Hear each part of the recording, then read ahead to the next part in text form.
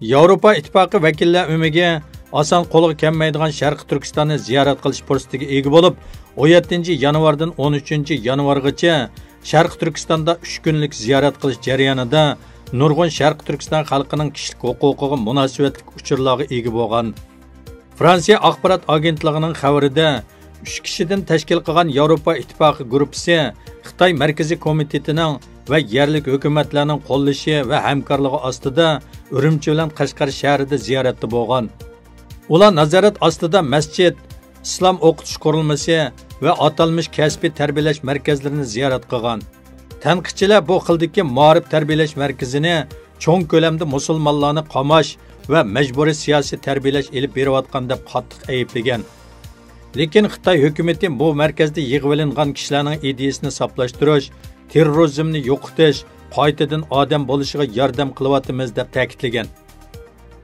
Fransiya agentligi Yevropa İttifaqı gruppasidagilarning so'zini naql keltirib, bu qitimliq ziyoratning Xitoy hukumatı tarafidan ularga yaxshi ta'sir berish uchun alohida ko'ngil qo'yib loyihalganligini bildirgan. Masalan, ular ziyorat qilgan maktabning tomlarining yangidan sirlangan, kuzatish kameralarining elib etilgan, so'zlashgan kishilarning yodlab olgan nutq so'zidek bir xil bo'lib, ziyorat o'rinlarini alohida o'rinlashtirgan.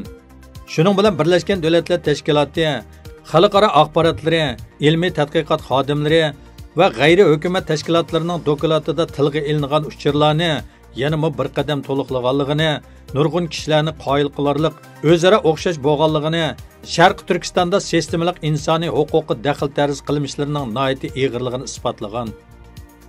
Xitoy hukumatı ilgari 12 g'ayri-g'arb ellardagi davlatlar va osondagi axborot o'rinlari Sharq Turkistonni ziyorat qilgan.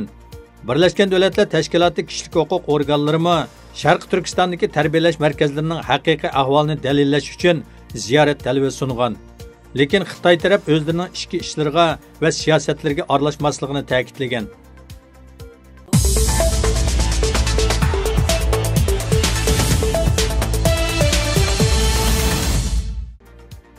Amerikadagi Bloomberg xəvərlər gazetining Beyjingda turishli muxbiri Peter Martin yaqinda Sharq Turkistonning Urumchi, Qashqar, Xotan va G'uljining Qo'rg'as qatorliq joylarida ziyoratda bo'lgan. U 10 kunlik ziyorat davomida ko'rganlarini 24 yanvar kuni Xitoyning bir balvoq bir yo'l qurilishining markazidagi zo'r saqchi davlati mavzusida e'lon qilgan. U ziyorat xotirasini oldi bilan Sharq Turkistondagi bir donglik zibizinnat do'koni xizmatchilarining kunda 2 navbat o'q o'tmas pinji kiyib, qo'llariga uzun to'qmoq va qalqonlarni elib bo'g'isi hujumlarga qarshi mashq qilayotganligini, ularning nishonining zibizinnat bulonchilik emas, balki Uyg'urlar ekanligini, hukumat tarafidan majburiy o'rinlashtirilgan bu manevrning Xitoy kommunistlarining Uyg'urlarga qartilgan besim siyosatining bir qismi ekanligini bayon qilish bilan boshlagan. U bunday ko'rinishlarni o'zi ziyorat qilgan Qashqar, Qo'rg'as qatorliq joylarda ko'rgan.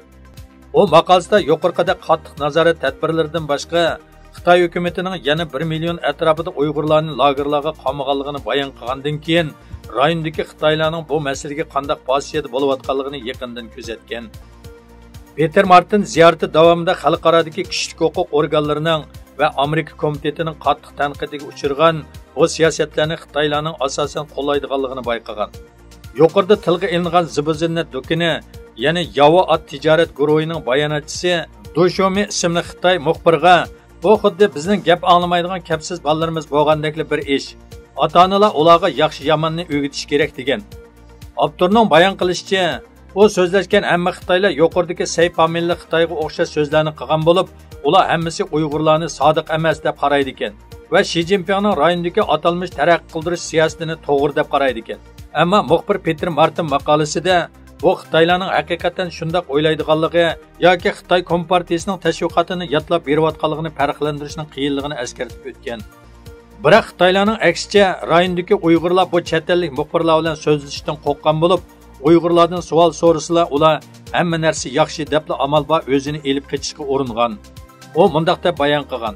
Uyg'urlar davomli saqchi tarafidan tutqun qilinish xavfi ostida yashaydi ekan. Saqchilar Uyg'urlarni ko'chada xohlagancha to'xtatib, ularning nega, nima uchun manganligini so'raydi ekan. Hamma yerda metal tekshiruvchi uskuna, 100 tonna sistemasi, kimlik kontrol qilish o'rinlari bor ekan. Hamma yerda hatto hojatxonadami nazorat kameralari bor ekan. Men bir masjidning o'zida 40 kamerani sanab chiqdim. masjidga kelgan odam nihoyat oz va men butun ziyorat davomida bir qatimmo azon ovozini anglab boqmadim degan. Sharq Turkistondagi ziyorati davomida eng cho'nqir his qilgan narsa bo'lsa, hamma kishining bir narsalarni xato so'zlab qo'yishdan ansirayotganligi bo'lgan. U hatto Xitoylardimi ashunda kayfiyatni bayqagan bo'lib, kimning rost gap qilayotganligini bilishning imkonsizligini bildirgan. Xitoy hukumatining bu yerdagi qattiq siyosatlarining oz sonli millatlarni majburiy holda tuzashdan allaqachon ishib ketganligini his qildim degan.